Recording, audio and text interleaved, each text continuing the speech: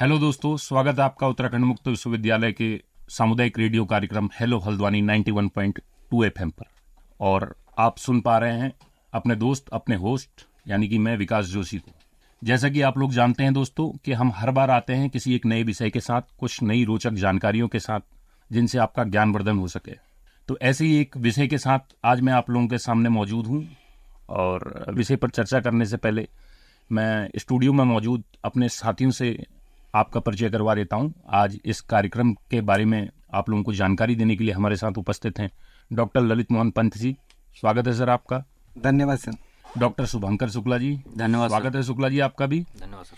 और साथ ही हैं हमारे अभिन्न साथी डॉक्टर जितेश जोशी जी। धन्यवाद सर, स्वागत है आप लोगों का। जैसा कि मैं अपने श्रोताओं को बताना चाहूँगा कि आज का जो दिवस है 20 जुलाई, वो बड़ा महत्वपूर्ण दिवस है। और आज पूरा विश्व जो है अंतरिक्ष अन्वेषण दिवस या विज्ञान अन्वेषण दिवस कह लें, या फिर हम उसको चंद्रमा दिवस कह लें। तो आज उस दिन जो उपलब्धि पाई गई थी, उस उपलब्धि को मनाने के लिए आज का दिवस मनाया जाता है। और थोड़ा इसकी पृष्ठभूमि पर बात करें तो 1969 के दिन, आज ही के दिन जो है पहली बार चंद्रमा पर जो है कदम रखा था 2 मनुष्यों ने। तो उसी उपलक्ष्य में इस दिवस को मनाया जाता है। तो आइए हम जानते हैं इस दिवस के बारे में और घटनाओं के बारे में कि क्या क्या हुआ, कैसे हुआ। इन चीज़ों के बारे में जानने की शुरुआत करते हैं। और सबसे पहले मैं शुभंकर शुक्ला जी आपको आमंत्रित करता हूं, आप कुछ इस विषय पर प्रकाश डालें। सर, जैसे कि ये बेसिकली ये वहाँ पर 1969 में नासा का अपोलो 11 मिशन फ्लोरिडा यूएस के कैनेडी स्पेस सेंटर से लॉन्च हुआ था। तो 16 जुलाई को लॉन्च हुआ था। और ये लगभग जो रॉकेट था, रॉकेट शिप पर जो है 3 अंतरिक्ष यात्री सवार थे, Neil Armstrong, Edwin Buzz Aldrin और माइकल कॉलिंस। और ये अंतरिक्ष यान पहुंचता है 20 जुलाई को दोपहर 1:46 पे। ईगल नामक एक चंद्र मॉड्यूल था जिसमें केवल एल्ड्रिन और आर्मस्ट्रांग थे। कमांड मॉड्यूल से अलग हुआ था, जो जिसमें पहले तो वो पूरा वो जो अंतरिक्ष यान था उसमें जो है एल्ड्रिन, जो ईगल नाम का जो चंद्र मॉड्यूल था उसमें 2 लोग थे, एल्ड्रिन और आर्मस्ट्रांग। तो पहले जो है वहां पर कदम रखने वाले, सीढ़ी से उतरने वाले आर्मस्ट्रांग थे, जो कि रात को 10:56 पे उन्होंने चंद्रमा पर पैर रखा। और उसी के साथ वो चंद्रमा पर पैर रखने वाले पहले इंसान बन गए। तो 20 जुलाई चूंकि वो डेट थी, और उसके बाद में अमेरिका के राष्ट्रपति थे कैनेडी, उस दिन अवकाश मनाया जाता वहाँ पर। वो चूंकि उसमें बोला जाता है कि ये मनुष्य के लिए एक छोटा कदम था, लेकिन मानव जाति के लिए बहुत बड़ी छलांग थी। तो ये उसकी पूरी पृष्ठभूमि है कि ये 20 जुलाई को जो अंतरिक्ष दिवस मनाया जाता है हमारा। बहुत बहुत धन्यवाद शुक्ला जी, आपने श्रोताओं को बहुत अच्छी जानकारी दी। कार्यक्रम को आगे बढ़ाते हुए हम डॉक्टर ललित मोहन पंत के पास जाते हैं। तो ललित जी, आप कुछ बताइए, आप कैसे देखते हैं चंद्रमा दिवस को या फिर चंदा मामा को? कुछ ऐसा, क्योंकि चंदा मामा तो जरा बच्चों का भी एक पसंदीदा पात्र है। जब बच्चे छोटे होते हैं और उनकी माँ को जब सता रहे होते हैं तो माँ उनको जो है चंदा मामा की लोरियां गा के सुलाती रहती है। तो आप थोड़ा बताइए कि आपका इससे क्या है, कैसा कनेक्शन है, आप इसको कैसे देखते हैं? वैसे तो मैं मनोविज्ञान का छात्र हूँ, तो विषय जो है वो परंपरागत रूप से विज्ञान का विषय, शुद्ध विज्ञान का विषय है। वैसे तो शुद्ध अंतरिक्ष विज्ञान है। हाँ, शुद्ध अंतरिक्ष विज्ञान का विषय है। बट क्या है कि हम इसको कनेक्ट कर सकते हैं अलग अलग डोमेन में। और जैसा आपने सवाल पूछा चंदा मामा की कहानी, तो ये हमारा भारतवर्ष का सौभाग्य है कि यहाँ पे हम हर चीज़ों को, भले वो भौतिक रूप से हों या अभौतिक रूप से हों, उनको हम अपने परिवार के एक सदस्य के रूप में लेते हुए चलते हैं। और जब चंदा मामा की कहानी को हम सुनते हैं या समझते हैं या पढ़ते पढ़ाते हैं, तो वस्तुतः यह एक संबंध है एक ऐसे ऑब्जेक्ट के साथ जो हमसे बहुत दूर है, बट उसके बावजूद भी उसके साथ हम एक संबंध बना के चलते हैं। और हर रात को बच्चे जो है चंदा का या चंद्रमा का उसी तरीके से वेट करते हैं। सच में ऐसा लगता है कि ननिहाल से हमारे मामा ही आ रहे हैं। तो ये तो आपके सवाल का जवाब था। बेसिकली मेरा जो दूसरा पॉइंट था, जो मैं अभी डॉक्टर शुक्ला जी को जब सुन रहा था तो वहाँ से मेरे कुछ पॉइंट्स मुझे याद आ रहे थे, और मनोविज्ञान के छात्र होने के नाते मैं उन्हीं पॉइंट्स को यहाँ पे इलॉबरेट भी करने की कोशिश करूंगा। तो है क्या कि जैसे डॉक्टर शुक्ला जी ने बोला, नील आर्मस्ट्रांग और एडविन एल्ड्रिन, ये 2 लोग थे। और जहाँ तक मेरी जानकारी का सवाल है, और शायद मैं गलत भी हो सकता हूँ, तो अगर हूँ तो आप मुझे करेक्ट कीजिएगा, वस्तुतः इस प्रोजेक्ट को लीड कर रहे थे एडविन एल्ड्रिन, और उनको ही मून पे पहले लैंड होना था एज पर डॉक्यूमेंट्स। तो हुआ क्या कि जब वो क्योंकि एक ऐसे स्पेस पे, एक ऐसी जगह पे वो लोग उतर रहे थे जिसका ना उन्हें अतीत पता था, ना वर्तमान पता था, और भविष्य तो किसी के लिए भी मुश्किल था। तो बेसिकली जब एडविन एल्ड्रिन और नील आर्मस्ट्रांग मून स्पेस पे जब वो पहुंचे, तो वहां पे पहुंचते ही क्या हुआ कि एडविन एल्ड्रिन के मन में एक साइकोलॉजिकल फेयर उनके दिमाग में आ गया। ठीक है, और उनने नील आर्मस्ट्रांग से कहा कि भाई ऐसा है, तुम इसको लीड करो, मैं आपके साथ बैकअप में रहता हूँ। तो नील आर्मस्ट्रांग थे, उन्होंने उसको एक अपॉर्चुनिटी के रूप में लिया, एक अवसर के रूप में लिया, और उसके कंसिक्वेंटली इतिहास उनको the first man on moon के रूप में उनको जानता है। तो जब हम इस पूरी कहानी को, इस पूरी घटनाक्रम को मनोविज्ञान की दृष्टि से पढ़ते हैं, समझते हैं और इसका अध्ययन करते हैं, तो मेरा ये मानना है कि अवसर हम सभी को मिलते हैं।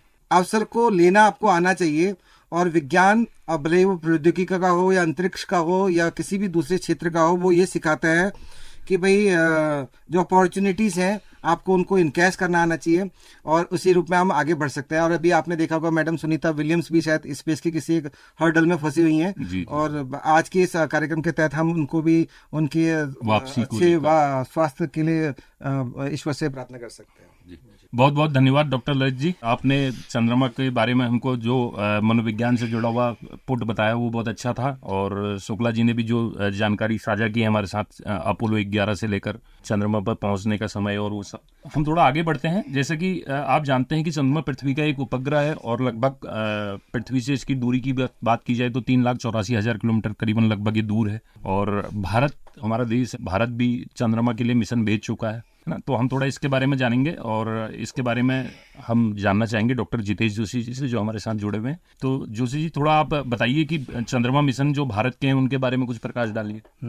तो जब से अंतरिक्ष अभियान शुरू हुआ था, तो भारत की दिलचस्पी हमेशा इस बात पे रही कि अपनी वैज्ञानिक प्रगति को वो कैसे इस मुकाम तक पहुंचा सके। आपको पता होगा कि राकेश शर्मा जी हमारे पहले अंतरिक्ष यात्री थे, जिन्होंने रूस के यान की मदद लेते हुए अंतरिक्ष पे कदम रखा था या अंतरिक्ष की यात्रा की थी। तो ये भारत के लिए अंतरिक्ष कार्यक्रम का पहला वो पड़ाव था जहां उसने अंतरिक्ष में अपनी उपलब्धियों की पहली शुरुआत की थी। और जहां तक चंद्रमा पे जाने की बात है, ये बड़ी दिलचस्प बात है कि ये कहानी 2003 में शुरू हुई थी। तो भारत का जो चंद्रयान प्रोग्राम है या मून मिशन है, उसकी शुरुआत 2003 में हुई थी। तो पहला जो चंद्रयान भेजा गया था वो 2008 में भेजा गया था, और ये एक बड़ा सफल अभियान रहा था। हालांकि दूसरा चंद्रयान का जो अभियान था वो क्रैश हो गया था, वो सफलतापूर्वक वहाँ लैंड नहीं हो पाया था। और भारत की बड़ी जो उपलब्धि रही है वो चंद्रयान 3 के रूप में रही है, जो पहली बार किसी राष्ट्र ने दक्षिणी ध्रुव पर अपना चंद्रमा का लैंड करवाया, और बड़ी सफलतापूर्वक वो लैंडिंग हुई थी। तो भारत का ये जो चंद्र अभियान है काफ़ी सफल रहा है, और आने वाले समय में आपको पता है भारत अपने गगनयान को प्रक्षेपित करने के लिए मानव को अंतरिक्ष में भेजने के लिए तैयारी कर रहे हैं। और मुझे लगता है कि भारत अपनी इन उपलब्धियों पर अच्छे से काम करेगा और इन्हें अचीव कर पाएगा। और ये बड़ी दिलचस्पी की बात है कि हिंदुस्तान बड़े अच्छे से अपने अंतरिक्ष कार्यक्रम को चला रहा है। जी, बहुत बहुत धन्यवाद जोशी जी, आपने चंद्रमा मिशन के बारे में हमारे श्रोताओं को बड़े शॉर्ट में और बड़े सटीक तरीके से जानकारी साझा की। शुक्ला जी हमारे साथ जुड़े हुए हैं और कुछ कहना चाह रहे हैं। शुक्ला जी, आप अपनी बात रखिए।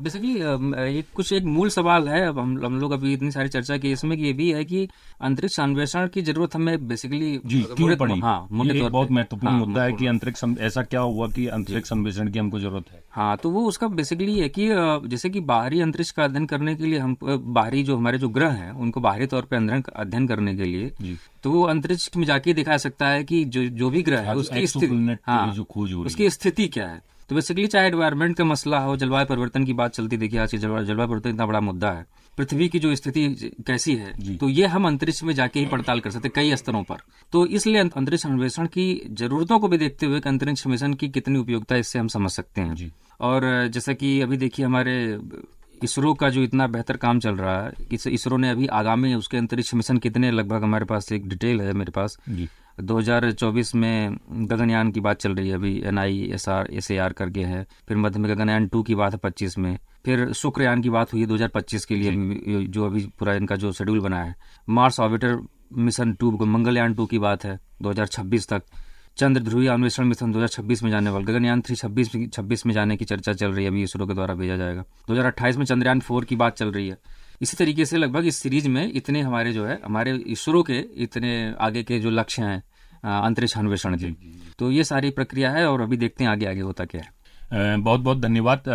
मैं स्टूडियो में आए सभी विशेषज्ञों को धन्यवाद करता हूं कि उन्होंने हमारे श्रोताओं को बहुत ही कम समय में और बहुत ही सटीक जानकारी उपलब्ध कराई, और आशा है कि श्रोताओं को भी आज कुछ नया सीखने को मिला होगा, कुछ नई जानकारी उनको ग्रहण की होगी उन्होंने।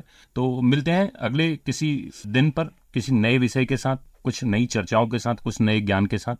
तब तक के लिए खुश रहें, मस्त रहें। धन्यवाद।